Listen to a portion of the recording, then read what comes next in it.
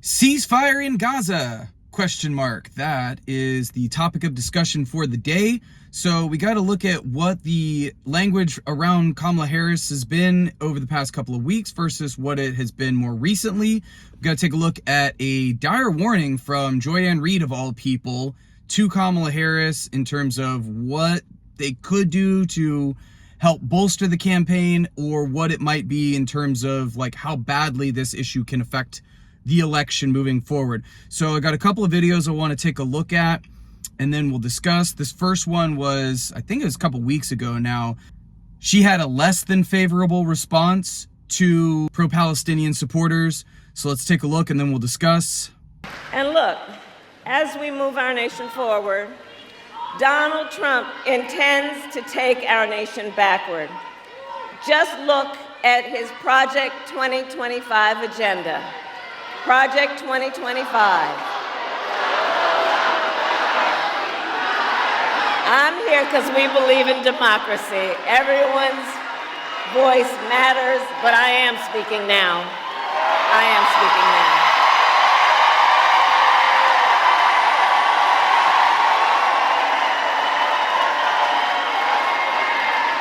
You know what?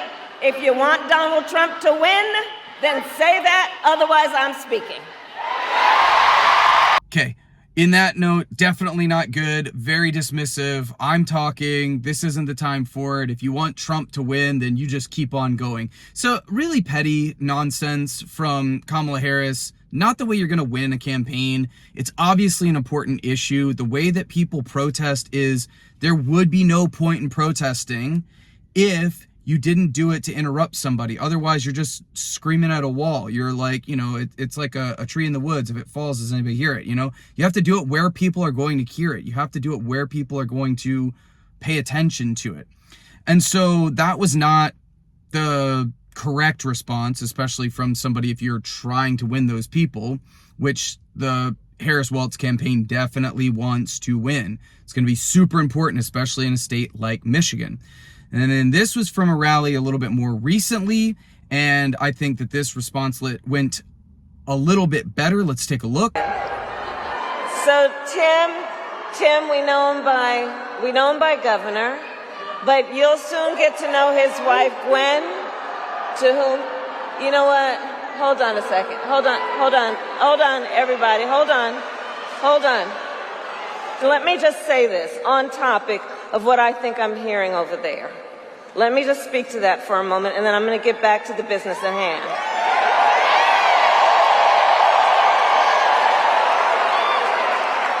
So let me say, I have been clear.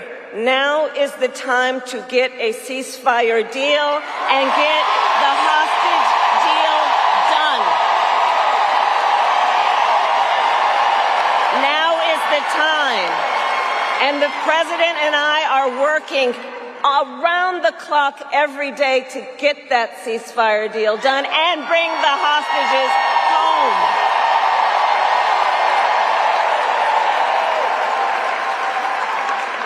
So I respect your voices, but we are here to now talk about this race in 2024.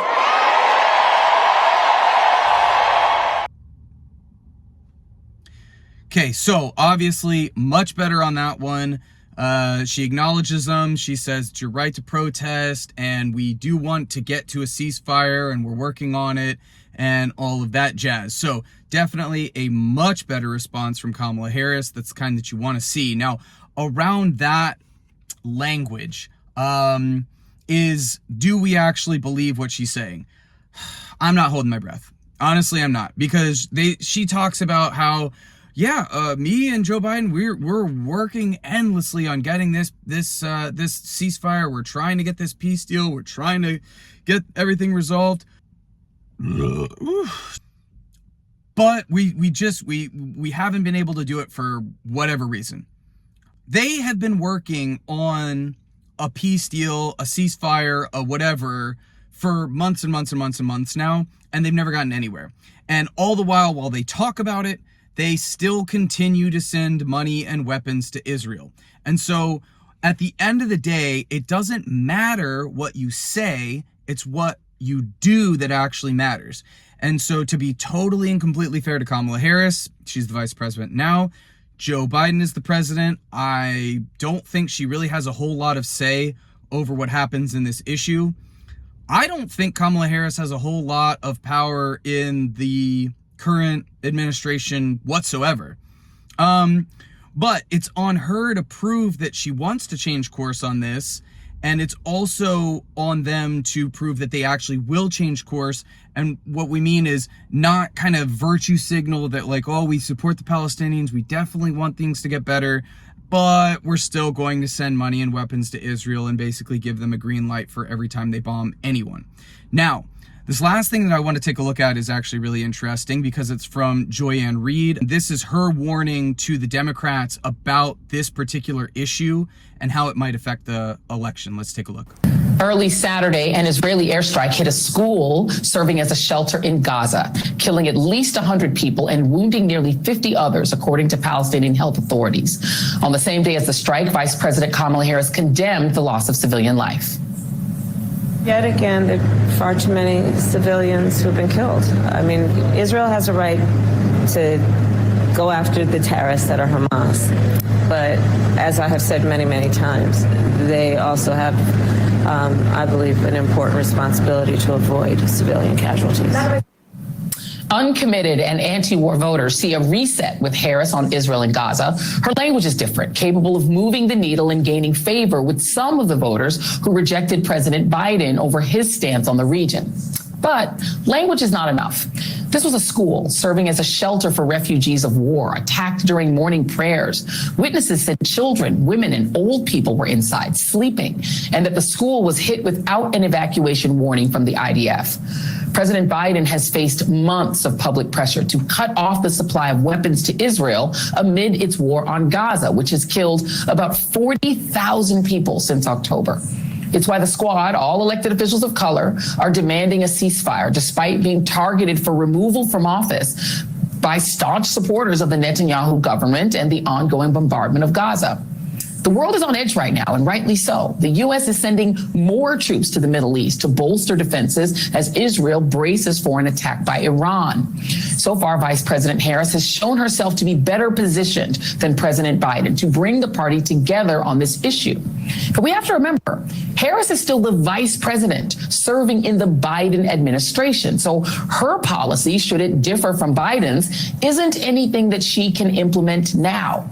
Though it's absolutely fair for people to ask, why are we giving bombs to Israel? And would she keep that policy in place as president? These questions will surely be visible during the Democratic National Convention next week. And how the party answers could impact the election, not to mention the lives of so many Palestinians who have suffered for much too long. For God's sake, this needs to end. And that is tonight's readout. Okay, so Joy-Ann Reid, let's just be super clear. She is a diehard Democrat. She's on MSNBC, a staunch defender of all things Democratic Party for a long time. But on this particular issue, I think Joy-Ann Reid has actually been consistent and very good. And she's been calling for ending the war and a ceasefire for quite a while now.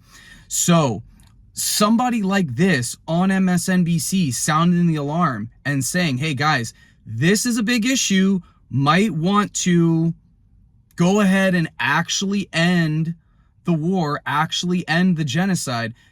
That's a big deal coming from somebody like Joy-Ann Reid.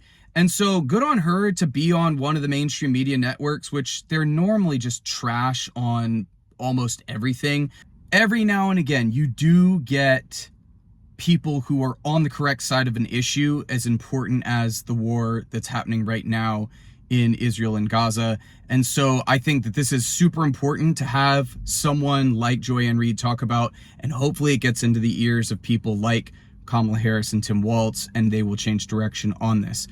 Anyway, super important stuff. Like I said, it's not all sunshine and rainbows. It's not my job to cheerlead the Democratic Party. We have to keep our eye on the ball, on the most important issues, like a genocide happening, and to make sure that we're pushing them in the right direction and get them to end the war, end the genocide. Really appreciate you tuning in. Please remember, like and subscribe. It helps out massively. It helps me get the channel off the ground. It's completely free and it means the world to me. And I will see you guys in the next one. Peace.